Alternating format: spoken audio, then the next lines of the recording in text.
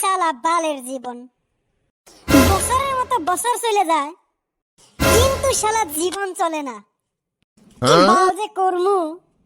2024 পুল্লুত করে আইয়ে আর খুশ করে গেল গা। কিছু টের পাইলাম না। ও পিকু আলি না চুত মারানি গিলা। প্রত্যেক বছর নতুন বছর আয়া কি বালের লাভ। যদি বন্ধু হে পুরানা গেলে থাকে। ও Piku happy new year. No দারু, নো বিয়ার, এই সব সারা কেমনে হ্যাপি নিউ ইয়ার।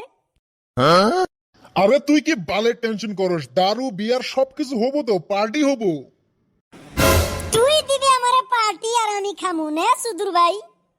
এমনি বালের এক টেনশনে বাঁচতাছি না। কি হয়েছে? তুই কি বালের টেনশন করস? শালা আমি শুইলাম 2024-এ আর ঘুম থেকে উঠে দিয়ে 2025 আয়া পড়ছে। তার মানে তুই পাক্কা এক বছর ঘুমাইলি। থাক, কখন আমি কইলাম এক বছর ঘুমাইছি। আমি 2024-এর 31 ডিসেম্বরে ঘুমাইছিলাম আর উঠে দিয়ে 1 জানুয়ারি আইছে। একটা রাত ঘুমাইছি। শালা চুত মারানি গেলা।